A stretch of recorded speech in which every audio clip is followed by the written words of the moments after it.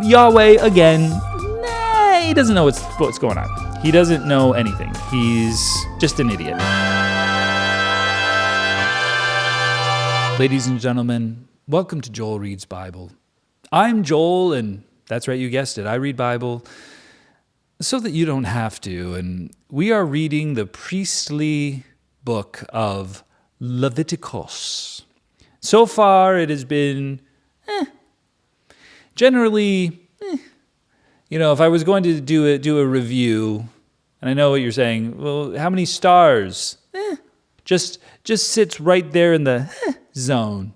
We're plodding ahead. We're just at Leviticus 14, and I will say that it's improving. It's getting out of the bloody, dirty, rotten sacrifices. It has a little bit of misogyny in it. We're talking about leprosy. We're talking about animals. So in that way, we got some variety. It's not riveting.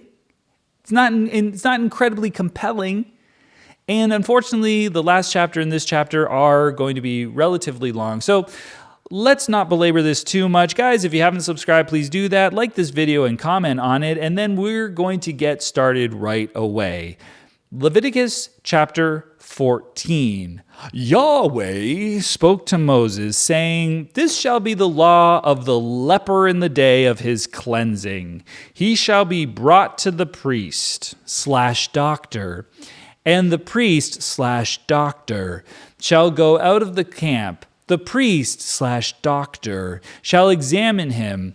Behold, if the plague of leprosy is healed in the leper, then the priest/doctor shall command them to take for him who is to be cleansed 2 living clean birds, cedar wood, scarlet, and hyssop." Now, I'm pretty confident that whatever they're planning on doing is not going to be supported by the medical community today.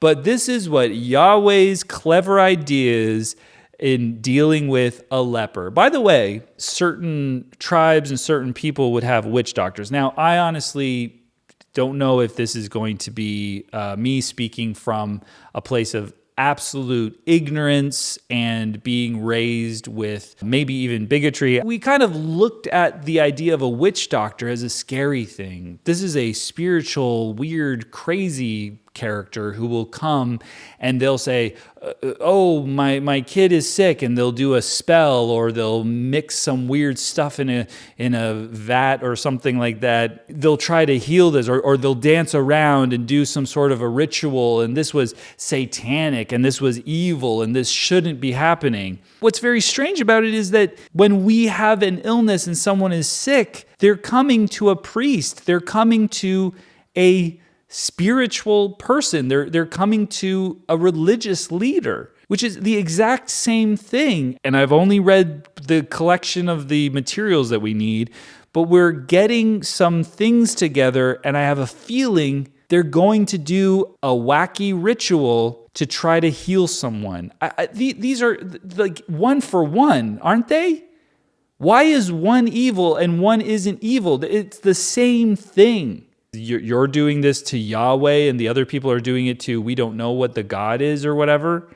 Everyone's doing weird things just because they don't know how to heal anything. The priest shall command them to kill one of the birds. Yeah, kill it. Yeah. Of course, we got to kill something. In an earthen vessel over running water. Okay, perfect. Yeah.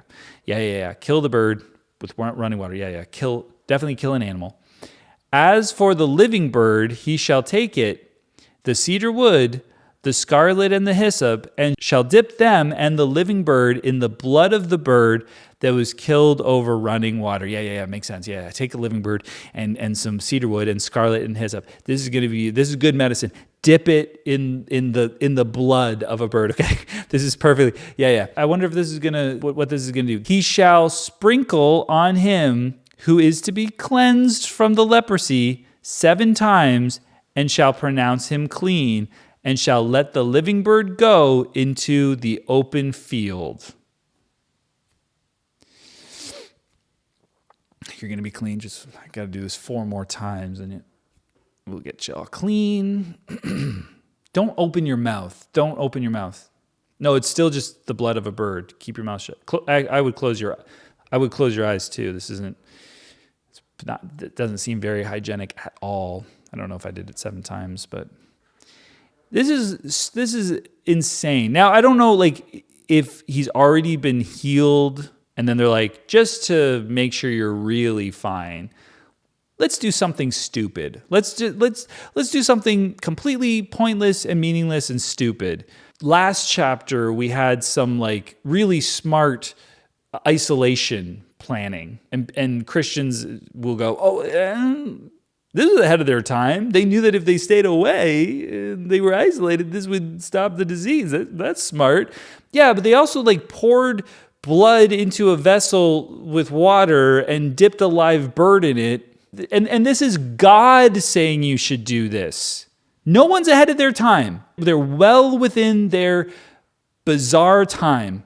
Read the whole Bible. Any good thing has like 20 ridiculous things to like totally negate the somewhat good thing. He who is to be cleansed shall wash his clothes and shave off all his hair and bathe himself in water, and he shall be clean. After that, he shall come into the camp and shall dwell outside his tent 7 days. It shall be on the 7th day that he shall shave all his hair off, and his beard, and his eyebrows. He shall shave off all his hair, he shall wash his clothes, and shall bathe his body in water. Then he shall be clean. I love that they say he shall bathe himself in water, because you might not use water, it's not necessarily going to be water. You wash your clothes in water. You don't have to say what you're washing your clothes in, but you shall bathe your body in water, because it could be blood. I can imagine bathing in ram's blood or goat's blood, because these people do holy, godly, righteous rituals. That makes sense.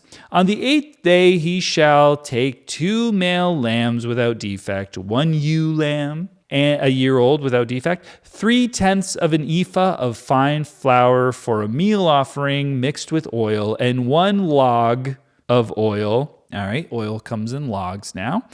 The priest who cleanses him shall set the man who is to be cleansed and those things before Yahweh at the door of the tent of meeting. If I got leprosy, I'd be like, okay, this is going to take forever. Like, even when I get better, there's like 8 rituals to go through to be properly clean. We had to kill a bird just so I could be sprinkled with its blood and living bird juice. And now we have to kill more animals. Like, come on. The priest shall take 1 of the male lambs and offer him for a trespass offering with the log of oil, and wave them for a wave offering before Yahweh. Do you like that, Yahweh? Yeah, he had leprosy. Yeah, so we're just going to wave this for you because you love that. That's fine. This is for the leper. You like it? He shall kill the male lamb in the place where they kill the sin offering, and the burnt offering in the place of the sanctuary. For as the sin offering is the priest's, so is the trespass offering. It is most holy. This is a callback to one of the other first 10 chapters. The priest shall take some of the blood of the trespass offering, and the priest shall put it on the tip of the right ear of him who is to be cleansed, and on the thumb of the right hand, on the big toe of his right foot. The priest shall take some of the log of oil and pour it into the palm of his own left hand. The priest shall dip his right finger in the oil that is in his left hand, and shall sprinkle some of the oil with his finger 7 times before Yahweh. Where is he? Where is he? Oh, there he is. The priest shall put some of the rest of the oil that is in his hand on the tip of the right ear of him who is to be cleansed, and on the thumb of his right hand, and on the big toe of his right foot upon the blood of the trespass offering. The rest of the oil that is in the priest's hands he shall put on the head of him who is to be cleansed, and the priest shall make atonement for him before Yahweh. If I hadn't read Bible and I came here and I was just, this is the first thing I read, I'd be like, what? You're touching blood on the thing, and then oh my goodness, you're sprinkling oil out of nowhere. Like, what's the point? This is so silly. It's so arbitrary.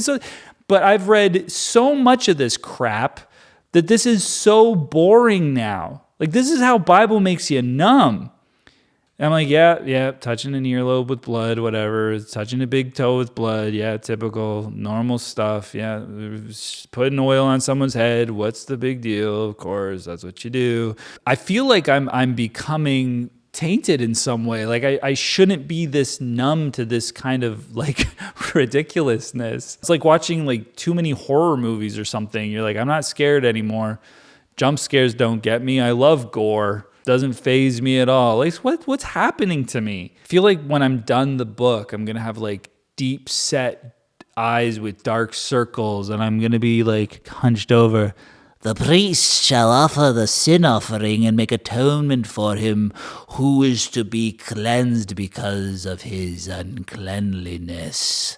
You're unclean. That kind of thing. I don't want to become a golem, a Bible golem. I'm scared of what's going to happen to me because I'm reading all this demented crap. Afterward, he shall kill the burnt offering. Great. Then the priest shall offer the burnt offering and the meal offering on the altar. The priest shall make atonement for him, and he shall be clean. Yep. If he is poor and can't afford so much, then he shall take one male lamb for a trespass offering to be waved to make atonement for him, and 1/10 of an ephah of fine flour mixed with oil for a meal offering, and a log of oil, and 2 turtle doves or 2 young pigeons, such as he is able to afford, and the one shall be a sin offering and the other a burnt offering. Okay, cool, great. Yep, kill the birds.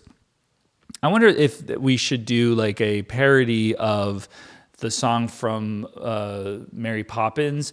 Kill the birds, 2 turtle doves, 2 young pigeons.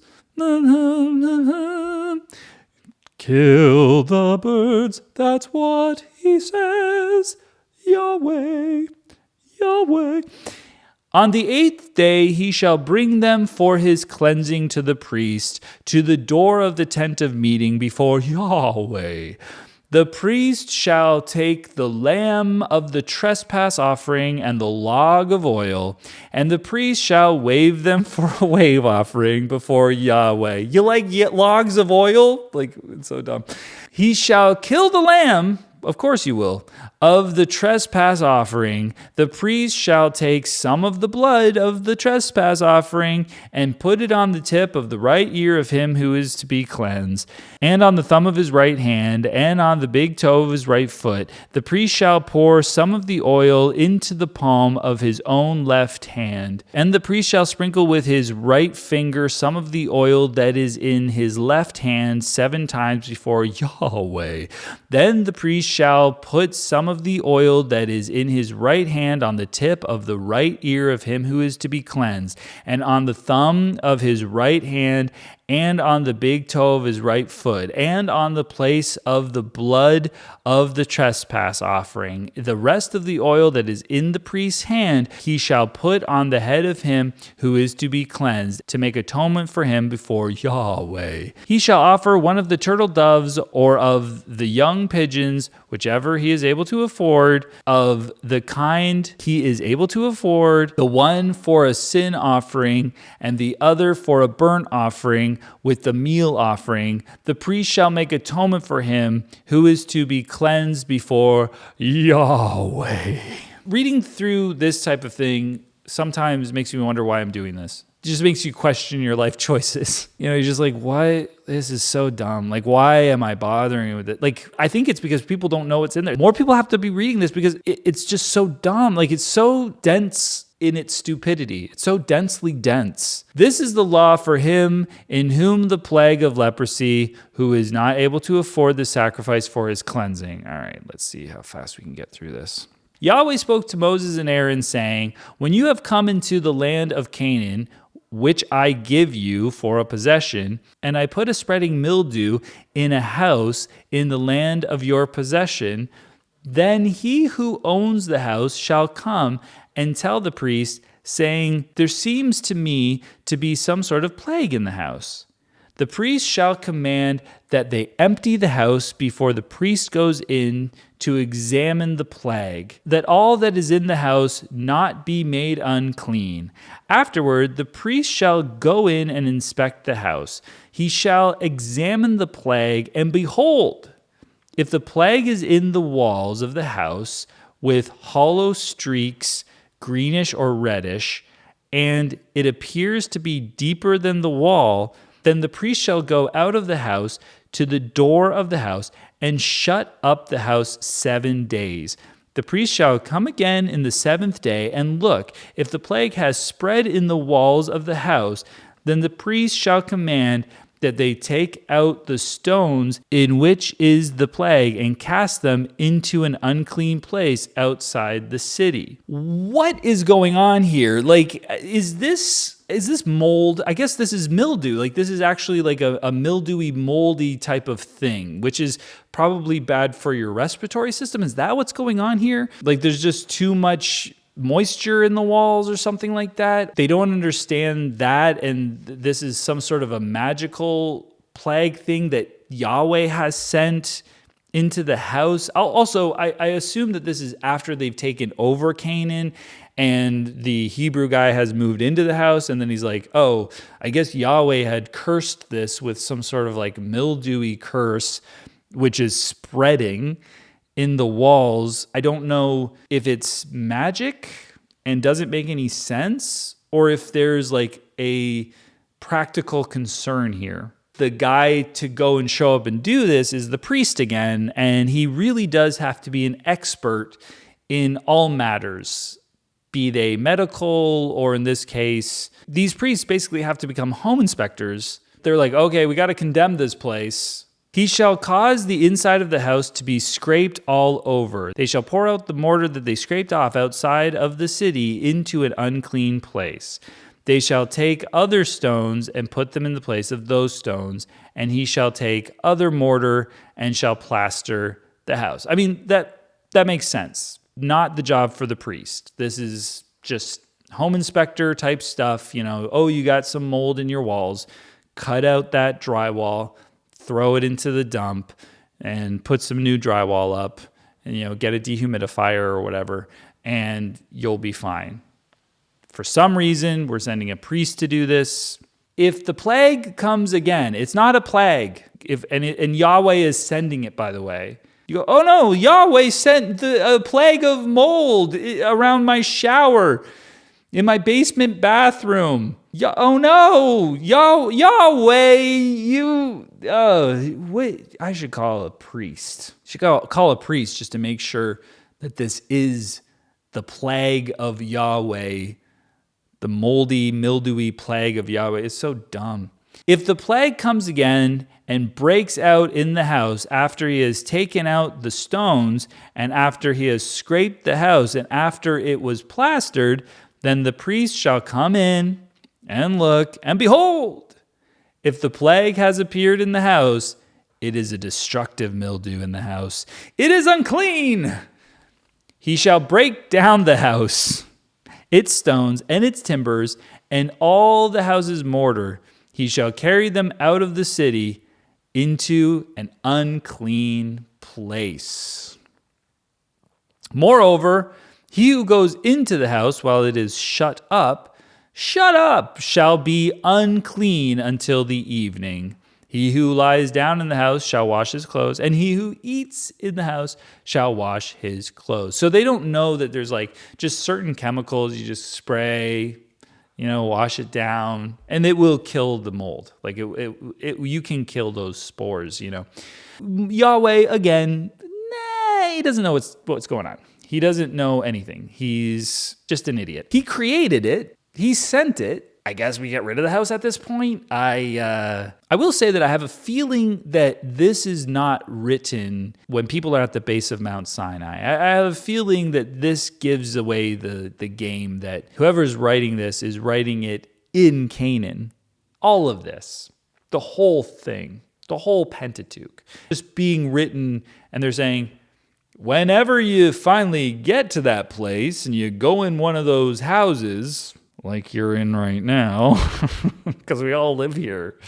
This is the way it's been for a while. We were never at the base of a mountain called Sinai or Horeb. If the priest shall come in and examine it, and behold, the plague hasn't spread in the house after the house was plastered, then the priest shall pronounce the house clean, because the plague is healed. To cleanse the house, he shall take 2 birds, cedar wood, scarlet, and hyssop, and he shall kill one of the birds in an earthen vessel over running water. He shall take the cedar and the hyssop, the scarlet, and the living bird, and dip them into the blood of the slain bird and in the running water, and sprinkle the house 7 times. He shall cleanse the house with the blood of the bird, and with the running water, with the living bird, with the cedar wood, with the hyssop, and with the scarlet. But he shall let the living bird go out of the city into the open field.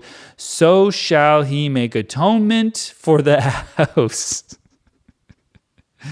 and it shall be clean. What does atonement mean?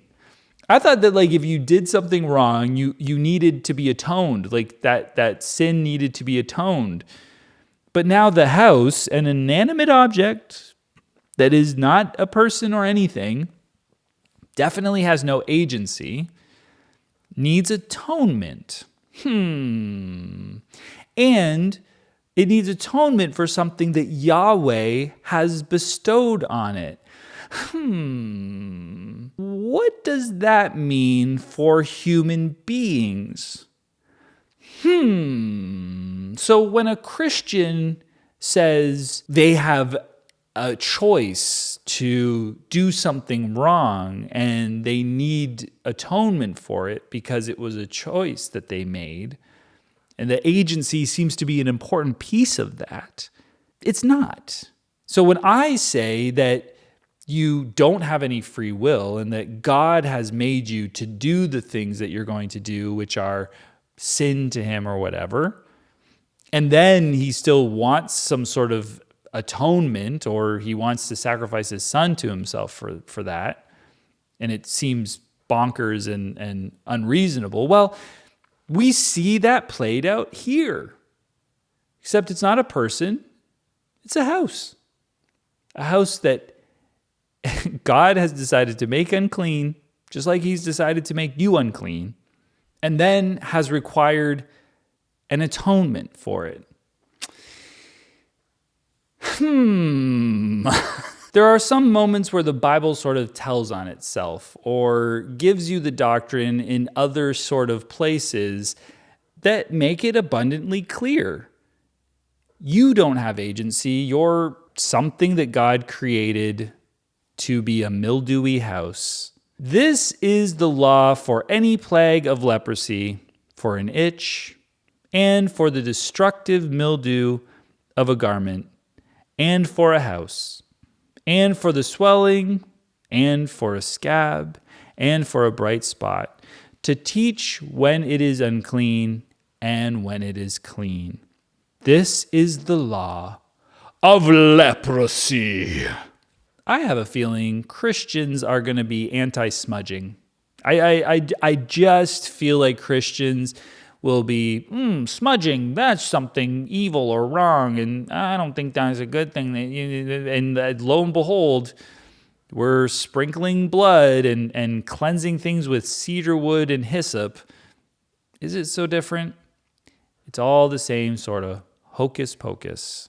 It's all silly, wacky nonsense. All right, guys, thank you for being here for Leviticus chapter 14. I think I said a lot during the chapter, so I'm just going to say, listen, subscribe if you haven't, like the video, comment on it, because I love getting comments. They mean a lot to me. They mean the world to me.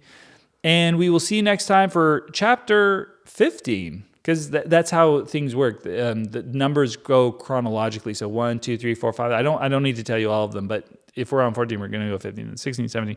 So I'm never going to jump ahead. I'm never going to be like, we're skipping 16 and we're going to do, 18, then we're going to come back to 16, then we'll do 19. Like that, I'm never going to do it that way. So I don't know why I have to mention the next number, but please do watch the next episode, which will be 15, and then 16, and then 17. Anyway, have a good week. Bye.